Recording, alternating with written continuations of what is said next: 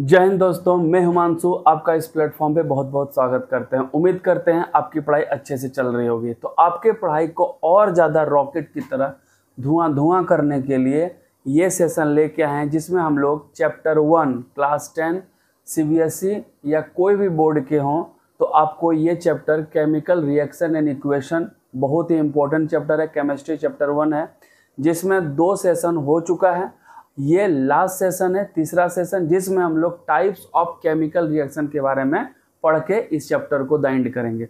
उसके बाद एनसीईआरटी करेंगे, फिर इम्पोर्टेंट क्वेश्चन, एमसीक्यू और प्रीवियस ईयर क्वेश्चन करके तब हम दूसरे चैप्टर में जाएंगे।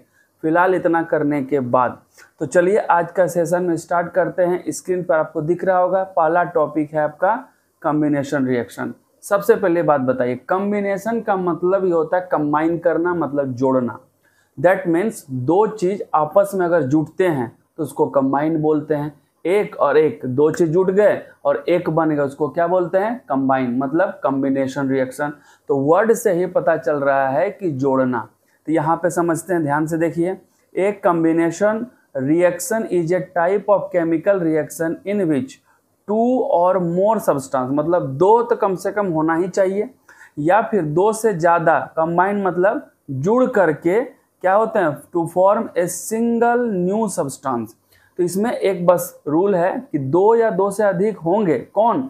रिएक्टेंट हो सकते हैं, पार्टिसिपेट करने वाले, लेकिन बनने के बाद केवल और केवल एक ही न्यू प्रोडक्ट बनेगा, नहीं तो फिर वो कॉम्बिनेशन रिएक्शन के करेक्ट कैटेगरी में नहीं आएगा। तो ये पूरा जो डेफिनेशन है उसमें बस ये याद रखना है कि ये रिएक्शन उसको बोलते हैं जिसमें 2 या 2 से अधिक एलिमेंट या कंपाउंड आपस में मिलते हैं और केवल एक ही प्रोडक्ट के तौर पर सब्सटेंस या कंपाउंड बनाते हैं। उसको हम लोग क्या बोलेंगे? Combination reaction. ठीक है, तो यहाँ पे देखिए एग्जाम्पल के थ्रू समझाया गया कि ए और बी 2 एलिमेंट्स हैं या फिर कंपाउंड हो सकते हैं। दोनों आपस में रिएक्ट करके ए बी एक कंपाउंड बनाया जो सिर्फ और सिर्फ सिंगल कंपाउंड्स हैं, सिंगल प्रोडक्ट देते हैं। तो यहाँ हम एक बेहतरीन एग्जाम्पल आपको समझाने की कोशिश कर रहे हैं ताकि आपके दिमाग के तह तक, सेल तक धस जाए, ताकि जिंदगी में मरने के बाद भी, मुर्दा के तौर पर भी आप पड़े रहिए तो आसानी से वहाँ से जवाब आए कि हम भूले नहीं हैं सर, हमको याद है, बुढ़ापा तक याद रहेगा। ठीक है, तो चलिए ध्यान से याद रखिएगा। तो पहला एक एलिमेंट है हमारे विराट कोहली, लीजेंड किंग कोहली साहब, जो कि अनुष्का शर्मा एक अलग एलिमेंट्स हैं। दोनों जब आपस में अलग अलग होते हैं, मतलब विराट कोहली जब अलग थे और अनुष्का शर्मा अलग थी, दोनों एक अलग अलग एलिमेंट्स थे। मान लीजिए ये प्लस हो गए और ये माइनस, तो ये दोनों ने एक साथ कंबाइन हुए। कंबाइन होने के बाद एक नया प्रोडक्ट बन गए जिसका नाम है विरुष्का। विराट प्लस अनुष्का क्या बन गया? विरुष्का, जिसमें 2 अलग अलग मिलकर के एक बन गए। ठीक है, बेहतरीन एग्जाम्पल समझ में आया होगा। जिसमें 2 दिल एक जान, मतलब 2 एलिमेंट्स मिलकर एक कंपाउंड बनाते हैं, उसको हम लोग क्या बोलेंगे? Combination reaction. तो बस एक बात का याद रखना है कि इसमें दोनों का दोनों एलिमेंट हो सकते हैं, एक एलिमेंट और एक प्रोडक्ट हो सकता, एक एलिमेंट और एक कंपाउंड हो सकता है, या दोनों का दोनों कंपाउंड हो सकता है। ये 3 तरीका से रिएक्टेंट पार्टिसिपेट करते हैं। पहला तरीका है कि दोनों का दोनों क्या होंगे? एलिमेंट्स होंगे। जैसे यहाँ पर ए और ये बी देख रहे हैं, तो ए और बी दोनों का एलिमेंट होगा, या फिर ए एलिमेंट बी कंपाउंड हो सकता है, या ए भी कंपाउंड और बी भी कंपाउंड हो सकता है। लेकिन बबुआ जब बनेगा प्रोडक्ट तो कंपाउंड ही बनेगा, एलिमेंट सिंगल कभी भी नहीं बनेगा। ये चीज का याद रखना है। तो कॉम्बिनेशन रिएक्शन जब भी आए तो 2 मिल करके एक बनते हैं, जैसे हमारे विराट भाई और अनुष्का भाभी मिल करके क्या बन गई? विरुष्का। याद रहेगा। चलते हैं नेक्स्ट टॉपिक, टॉपिक नंबर 2। इसी को आगे बढ़ाते हैं। इसमें कुछ एग्जाम्पल्स हैं, इसमें कुछ एग्जाम्पल्स को समझेंगे फिर हम आगे बढ़ेंगे। सबसे पहले पहला एग्जाम्पल्स है 2 एलिमेंट्स का, हाइड्रोजन और नाइट्रोजन। हाइड्रोजन भी एक एलिमेंट्स है और नाइट्रोजन भी एक एलिमेंट्स है। दोनों एलिमेंट्स मिलने के बाद अमोनिया बनाते हैं, जो एक प्रोडक्ट है। अभी जस्ट बोले रिएक्टेंट में 2 या 2 से अधिक एलिमेंट हो सकते हैं, लेकिन प्रोडक्ट के तौर पर एक ही एलिमेंट होंगे, एक ही प्रोडक्ट होंगे। याद रहेगा। तो जब भी रिएक्टेंट होंगे जो पार्टिसिपेट कर रहा है बिफोर रिएक्शन, उसमें दो है, जिसमें दो एलिमेंट के तौर पर एक हाइड्रोजन और दूसरा नाइट्रोजन, दोनों मिलकर क्या बना लिया, अमोनिया।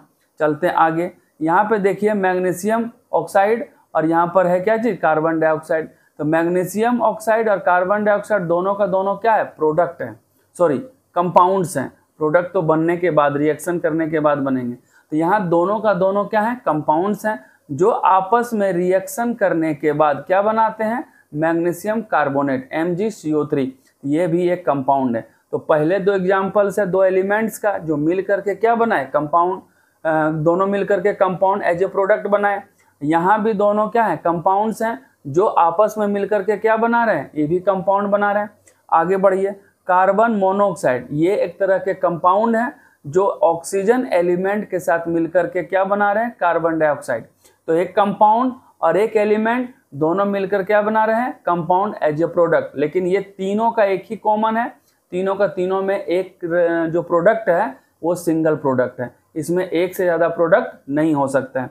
लास्ट एग्जाम्पल है सोडियम और क्लोरीन, दोनों का दोनों एलिमेंट्स यहाँ क्या बना रहा है, सोडियम क्लोराइड, ये भी एज ए प्रोडक्ट है लेकिन यहाँ पर एक ही सिंगल कंपाउंड बना रहा है।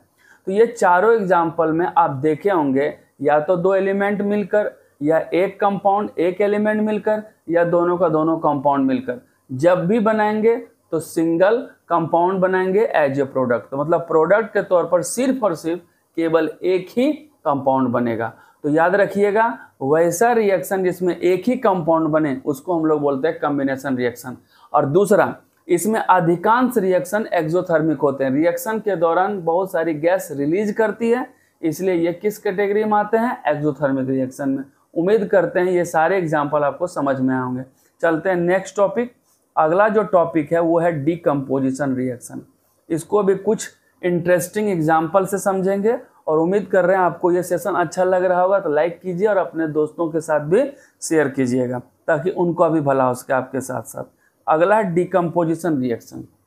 जैसे कंपोजिशन कॉम्बिनेशन पढ़े तो कॉम्बिनेशन का जस्ट उल्टा होता है बाबू का कौन, डीकम्पोजिशन। मतलब डीकम्पोज मतलब तोड़ देना, वहां था जोड़ना, उसका जस्ट अपोजिट मतलब कॉम्बिनेशन का अपोजिट रिएक्शन क्या होता है, डीकम्पोजिशन रिएक्शन, जिसमें रिएक्शन एक एलिमेंट्स होते हैं या सॉरी एक कंपाउंड्स होते हैं और वो कंपाउंड टूट करके दो या दो से अधिक एलिमेंट्स या कंपाउंड में बदल जाते हैं। तो यहाँ वहाँ था कि दो या दो से अधिक रिएक्टेंट्स था, लेकिन आफ्टर रिएक्शन एक ही प्रोडक्ट बनाया। और यहाँ पर क्या है, एक रिएक्टेंट्स होगा वो टूट करके दो या दो से अधिक प्रोडक्ट में कन्वर्ट होगा। ठीक है, चलिए यहाँ पे देखते हैं। Decomposition reaction is a type of chemical reaction in which a single compound, single compound मतलब रिएक्टेंट के तौर पर वो क्या होंगे, सिंगल कंपाउंड जो ब्रेक डाउन इनटू टू और मोर सिंपलर सब्सटेंस, एलिमेंट भी हो सकते हैं या कंपाउंड में भी टूट सकते हैं। तो वहां पे था दो मिलकर के एक कंपाउंड बनाएगा तो उसको हम लोग कॉम्बिनेशन।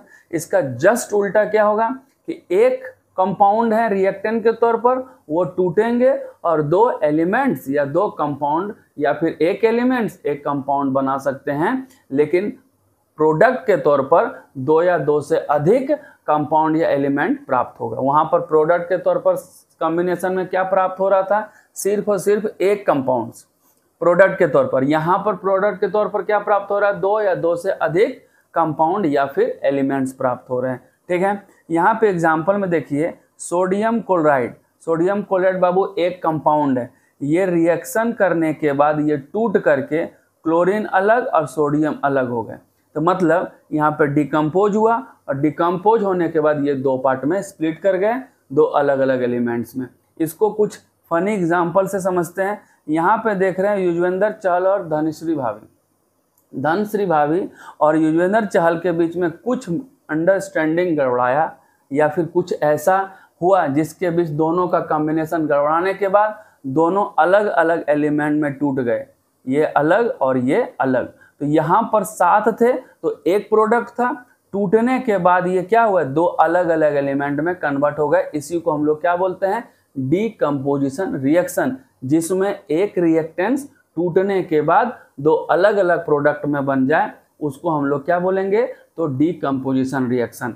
तो पहला था कॉम्बिनेशन, दूसरा था डीकम्पोजिशन, दोनों एक दूसरे का जस्ट अपोजिट हैं। पहले वाले कॉम्बिनेशन में एक प्रोडक्ट बनेगा और डीकम्पोजिशन में एक रिएक्टेंट से 2 या 2 से अधिक प्रोडक्ट बनेंगे। वहाँ पर अधिकांश में ऊर्जा निकलती थी जिसको हम लोग एक्सोथर्मिक बोलते हैं, और यहाँ पर तोड़ने के लिए कभी कभी एनर्जी अलग से लगाई जाती है। तो इसकी चर्चा पहले कर चुके हैं कि जब एनर्जी अलग से लगाई जाए तो वहाँ पर हम लोग क्या बोलेंगे, वो रिएक्शन कैसा है, तो एंडोथर्मिक रिएक्शन है। तो इसका एग्जाम्पल कुछ आगे देखते हैं जिससे आपको स्पष्ट हो जाएगा कि डीकम्पोजिशन रिएक्शन में एनर्जी कहाँ कहाँ लगती है। चलते हैं आगे। उम्मीद करते हैं आपको सेशन मज़ेदार लग रहा होगा, तो लाइक करते जाइए, अपने दोस्तों को शेयर करते जाइए। यहाँ पे लिखा है कुछ एग्जाम्पल्स हैं जिसको हम लोग 3 एग्जाम्पल्स के थ्रू समझा रहे हैं। पहला एग्जाम्पल है thermal decomposition reaction. Thermal decomposition के थ्रू मतलब गर्मी उष्मा दे करके तोड़ना और फिर तोड़ करके किस में लाना, डिकम्पोजिशन मतलब एक रिएक्टेंट से 2 प्रोडक्ट बनाना।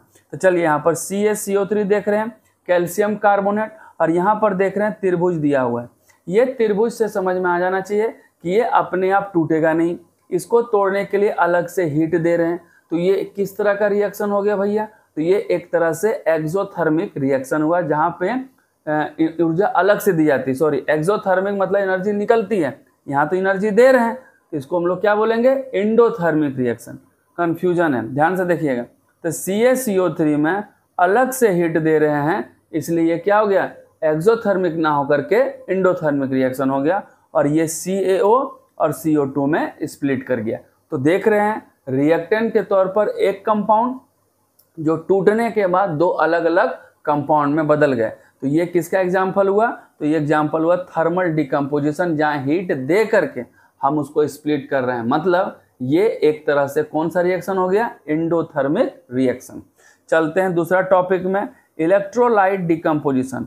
वैसा डिकम्पोजिशन जिसमें एक रिएक्टेंट टूट करके 2 अलग अलग में बने, तो वो तोड़ने का तरीका है, उसमें बिजली पास करवाई जाती है, और बिजली पास करने के बाद वो ब्रेक होता है और 2 अलग अलग कंपाउंड में टूट जाते हैं। तो यहाँ पे देख रहे हैं H2O एज ए प्रोडक्ट, इसमें बिजली पास करवाई गई इलेक्ट्रिसिटी, तो ये H2 और O2 में क्या हो गया, बट गया। तो ये कौन सा डिकम्पोजिशन हुआ, तो इसको हम लोग बोलेंगे इलेक्ट्रोलाइटिक डिकम्पोजिशन, याद रहेगा।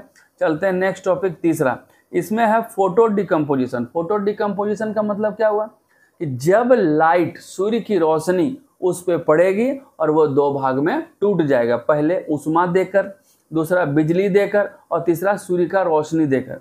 तो सूर्य का रोशनी देकर भी वो 2 पार्ट में टूटते हैं, वहाँ भी एक तरह से हीट लगाया जा रहा है। तो यहाँ पे देख रहे हैं AgCl में क्या है, सिल्वर क्लोराइड को तोड़ने के लिए यहाँ पे सनलाइट दिया गया, और सनलाइट जैसे पड़ेगा तो ये Ag अलग और क्लोरीन अलग। तो यहाँ पे देख रहे हैं चाइना डिश में रखा हुआ है AgCl, जैसे रोशनी पड़ी तो ये 2 पार्ट में टूट गया।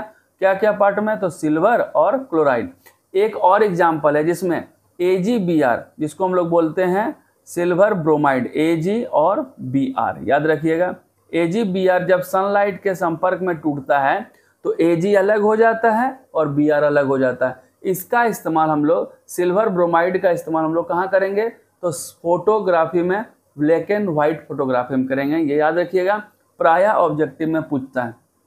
तो फोटो डिकम्पोजिशन में 2 एग्जाम्पल याद रखना है, एक सिल्वर क्लोराइड का और एक सिल्वर ब्रोमाइड का। तो सिल्वर क्लोराइड भी टूट करके सिल्वर और क्लोराइड अलग होते हैं, और सिल्वर ब्रोमाइड भी टूट करके सिल्वर और ब्रोमाइड अलग होते हैं। लेकिन सिल्वर ब्रोमाइड का इस्तेमाल कहाँ करेंगे, तो सिल्वर ब्रोमाइड का इस्तेमाल white, black and white photography में करते हैं, ठीक है। चलते हैं नेक्स्ट आगे। यहाँ देखिए इसका स्टेटमेंट लिखा है कि silver chloride turn grey sunlight and this is due to decomposition of silver chloride into silver and chloride by sunlight. सूर्य की रोशनी पड़ने पर ये टूट जाते हैं और 2 भाग में बट जाते हैं। तो डिकम्पोजिशन का 3 एग्जाम्पल है जो बहुत इंपॉर्टेंट है। पहला एग्जाम्पल किसके मदद से, तो थर्मल मतलब उष्मा दे करके, ताकि वो CaCO3 टूट करके CaO कैल्शियम ऑक्साइड और CO2 कार्बन डाइऑक्साइड में टूट जाए। इसको हम लोग एंडोथर्मिक भी कहेंगे क्योंकि अलग से एनर्जी लगाई गई है। दूसरा है इलेक्ट्रोलाइटिक डिकम्पोजिशन में वाटर में बिजली प्रवाहित करेंगे तो H+ अलग हो जाएगा और ऑक्सीजन अलग हो जाएगा। और तीसरा है सन के द्वारा, सनलाइट के द्वारा डिकम्पोजिशन करेंगे जिसमें सिल्वर क्लोराइड और सिल्वर ब्रोमाइड दोनों को अलग किया जाएगा। लेकिन सिल्वर ब्रोमाइड का याद रखेंगे, इसका इस्तेमाल कहाँ होता है, तो ब्लैक एंड व्हाइट फोटोग्राफी के तौर पर। चलते हैं आगे।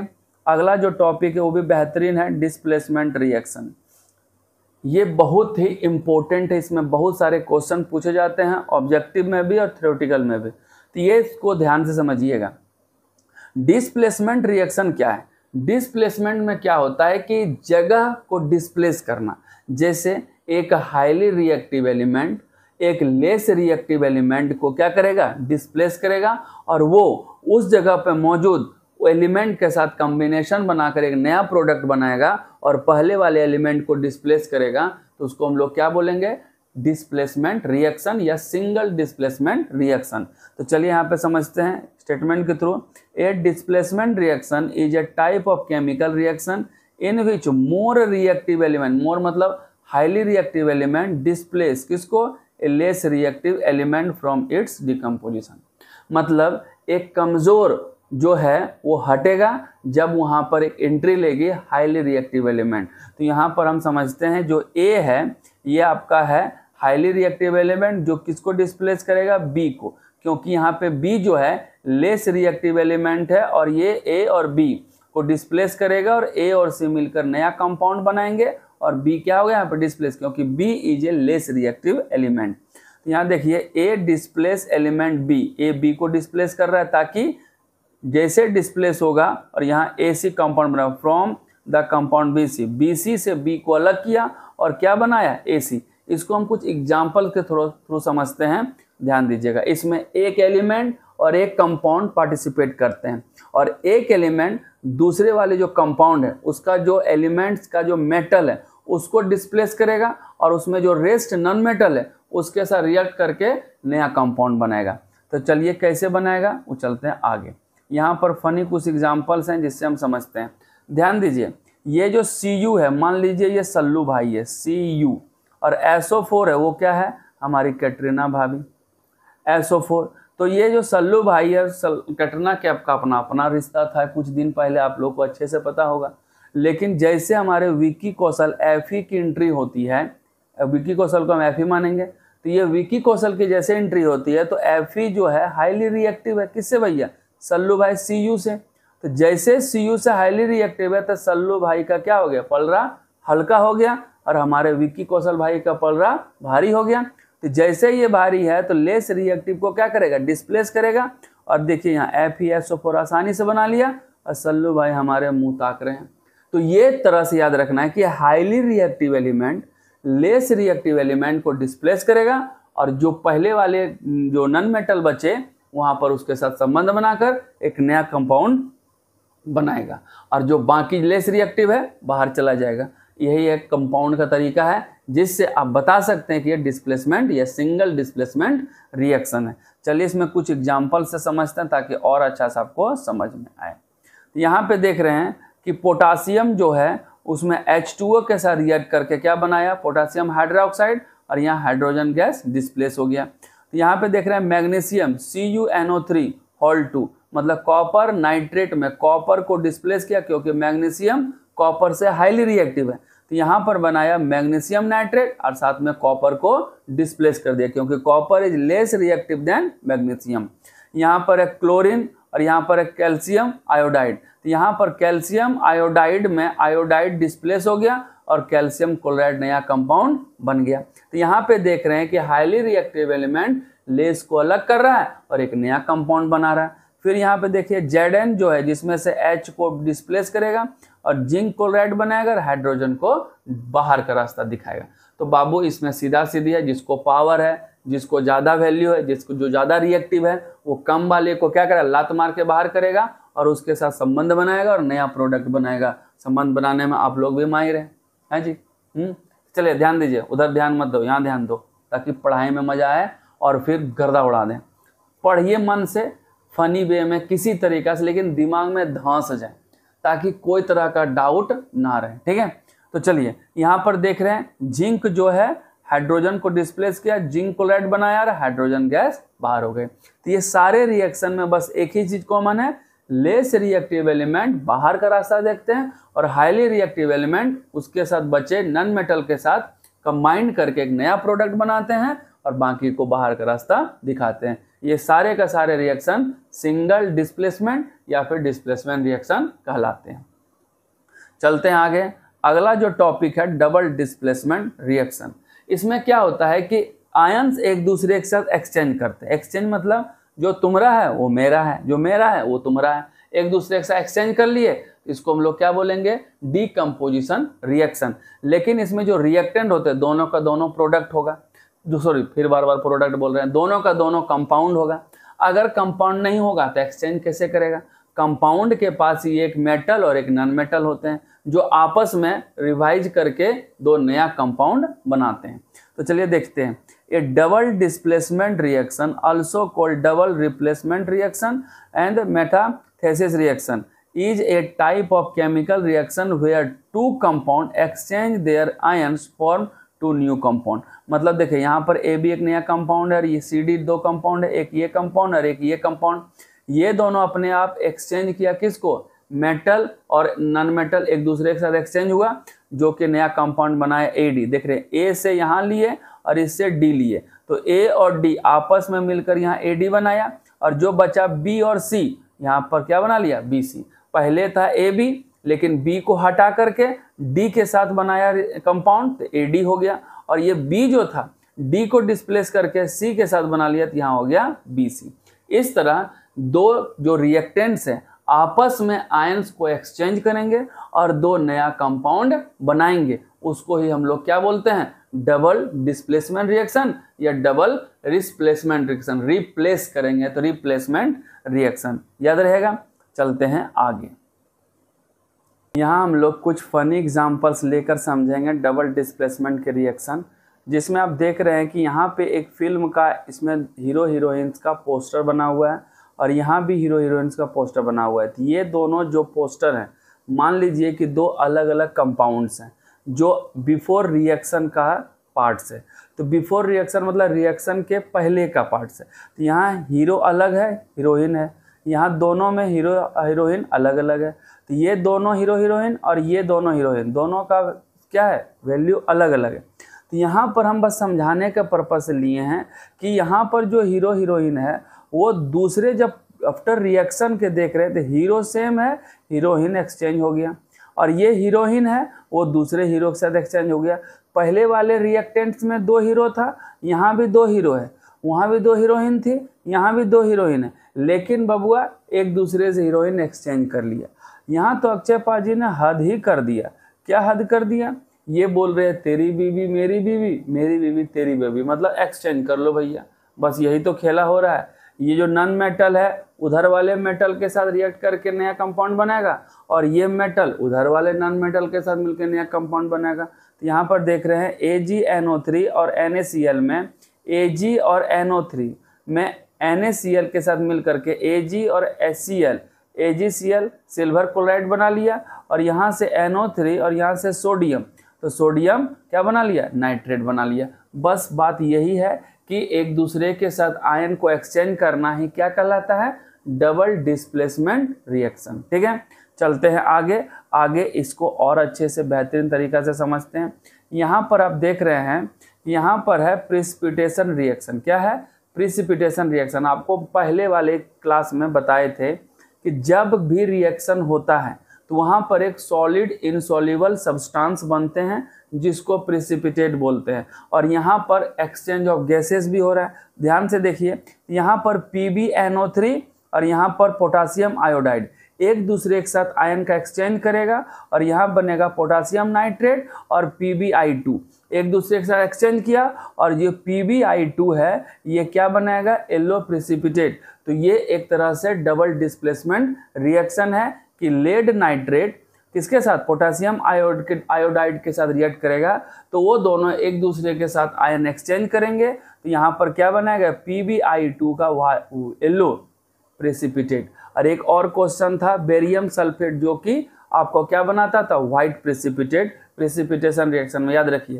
तो यहाँ सीधा सीधी बात, एक दूसरे के साथ आयन का क्या हो रहा है, एक्सचेंज, इसलिए हम लोग इसको डबल डिस्प्लेसमेंट के साथ साथ प्रेसिपिटेशन रिएक्शन भी बोलेंगे। तो ये एक प्रेसिपिटेशन रिएक्शन किसका एग्जाम्पल्स है, डबल डिस्प्लेसमेंट का एग्जाम्पल्स है। चलिए आगे बढ़ते हैं। दूसरा जो क्वेश्चन है इसी का पार्ट्स है न्यूट्रलाइजेशन रिएक्शन। ये भी किसका हिस्सा है? डबल डिस्प्लेसमेंट का। यहाँ कैसे?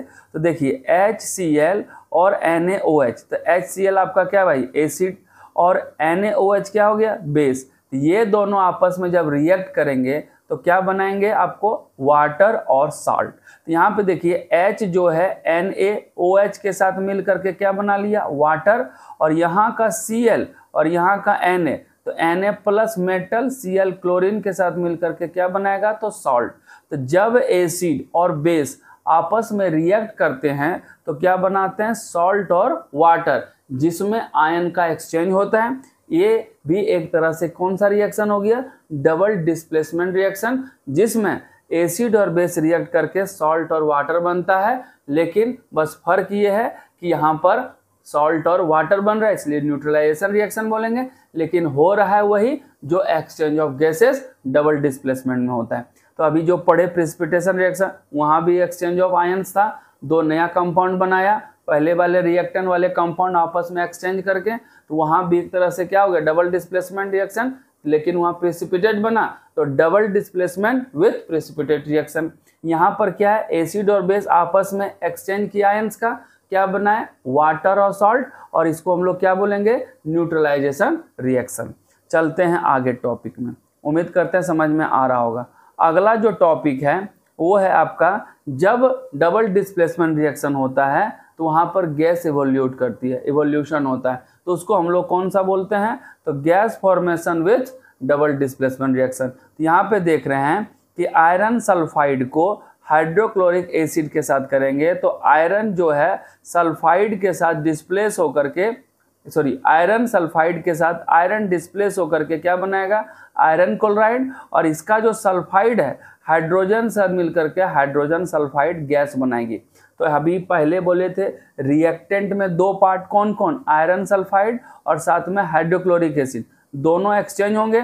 तो आयरन सल्फाइड का आयरन और हाइड्रोक्लोरिक एसिड का क्लोरीन आपस में मिल करके क्या बनाया? तो फेरस क्लोराइड।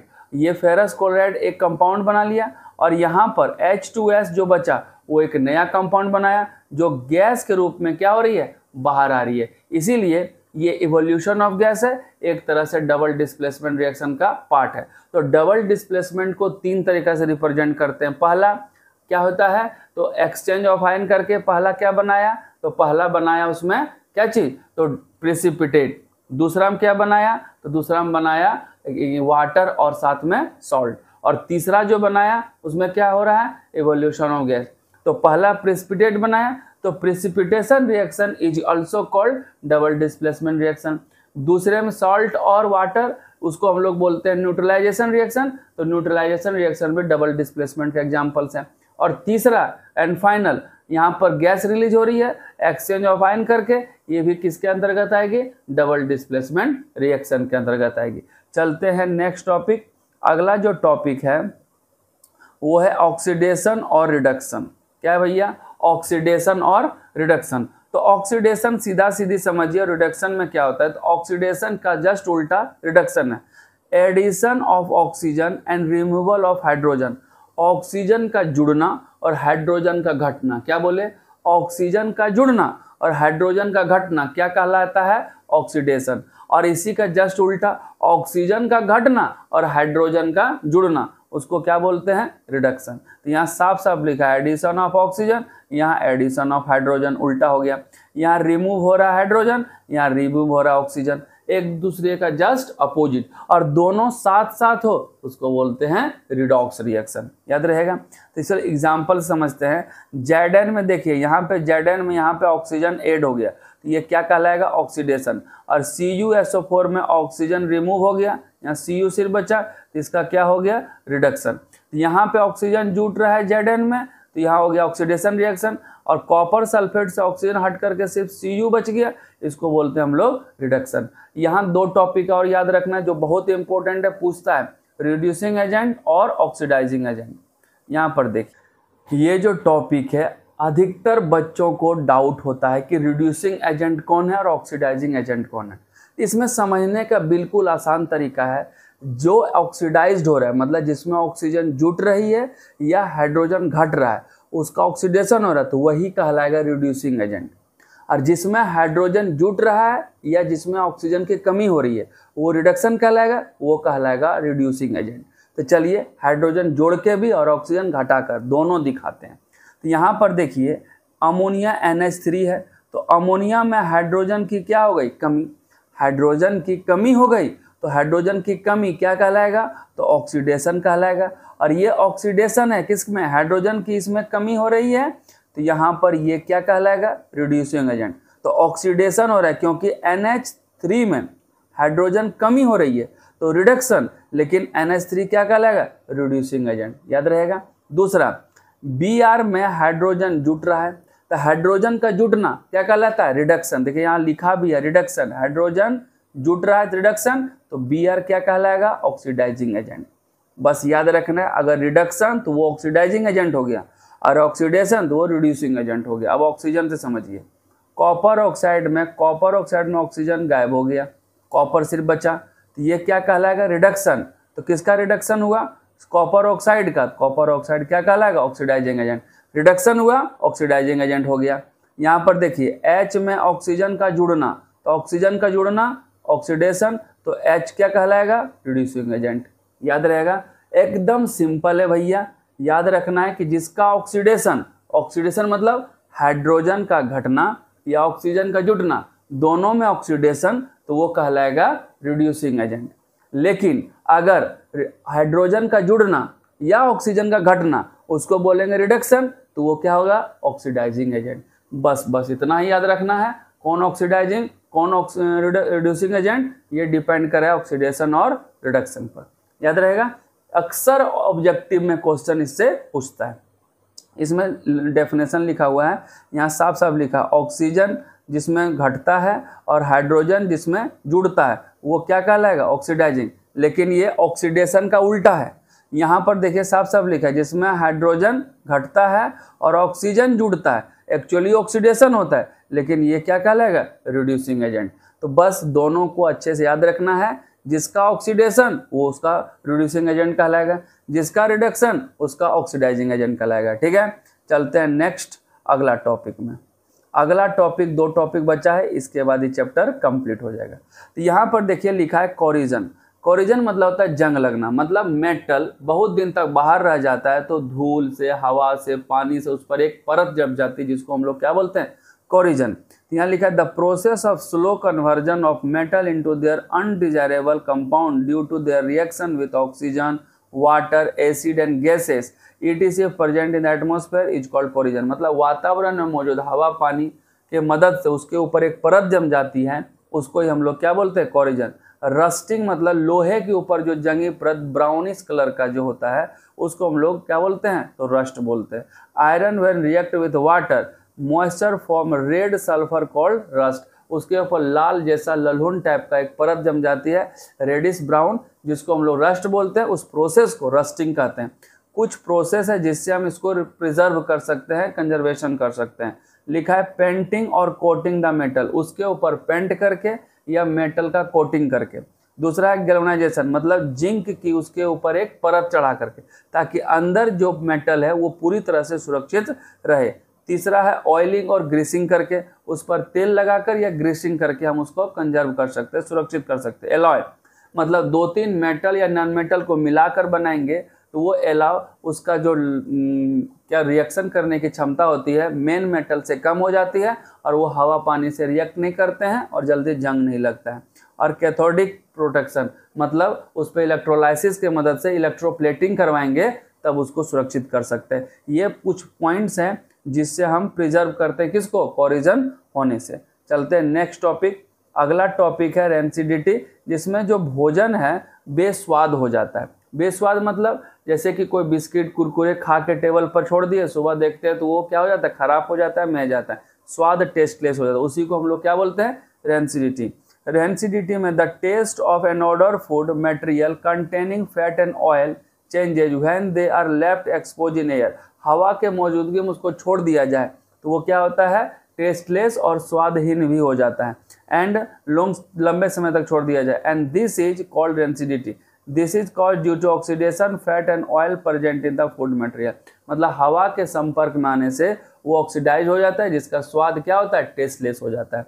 यहाँ पे लिखा है it can be preserve by using various method such as adding antioxidant food material. Antioxidant का मतलब होता है उसको डब्बा में बंद करेंगे एयर टाइट कंटेनर में, ताकि हवा ऑक्सीजन के कांटेक्ट में आना है। और दूसरा, जितने भी फूड भरे जाते हैं, रैपिंग किए जाते हैं, उसमें नाइट्रोजन होता है जो ऑक्सीजन के बिना संपर्क से रिएक्शन नहीं करता है, जिसके वजह से उसका स्वाद टेस्टलेस नहीं होता है। तो वही लिखा है सेकंड में, storing food in the air tight container, डब्बा में रखना चाहिए, या flushing out in with the nitrogen. मतलब डब्बा को, बिस्किट हो गया, कुरकुरे हो गया या लेज हो गया, कोई भी चीज़ देखिएगा होता तो नहीं को, और उसमें हवा भरा होता है, वो हवा एक्चुअली क्या होती है, नाइट्रोजन, जो एक लंबे समय तक उसको सुरक्षित रहती है ताकि वो ऑक्सीडाइज नहीं हो। और ऑक्सीडाइज नहीं होगा तो पूरी तरह से वेल टेस्टलेस नहीं हो पाएगा और वो स्वाद में रहेगा, ताकि हम जब भी उसको खाएं तो वही स्वाद आए जो उसको जब उसमें डाल करके पैक किया गया है। और अगर खुला छोड़ेंगे, हवा के संपर्क में आएगा तो ऑक्सीडाइज हो जाएगा और उसका स्वाद स्वादलेस हो जाएगा, टेस्टलेस हो जाएगा और ऑडरलेस, महकेगा भी खराब। इसीलिए इसी प्रोसेस को हम लोग क्या बोलते हैं, रेंसिडिटी। मतलब स्वाद भोजन का और उसकी महक खराब हो जाना, उसी को हम लोग क्या बोलते हैं, रेंसिडिटी। इसी के साथ ये चैप्टर क्या हो गया, समाप्त हो गया। ये चैप्टर पूरी तरह से द एंड हो गया। तो चलिए, उम्मीद करते हैं ये चैप्टर आपको बहुत अच्छे से समझ आया होगा। इसको अच्छे से पढ़िए, हर एक पॉइंट इम्पोर्टेंट है। हमने ज़्यादा लंबा खींचने की कोशिश नहीं किया, छोटा छोटा वीडियो बनाया ताकि आपको एक पूरा डिटेल के साथ, अच्छे से नॉलेज के साथ हर पॉइंट को डिस्कस करें, ताकि आपका हर एक पॉइंट अच्छे से क्लियर हो सके।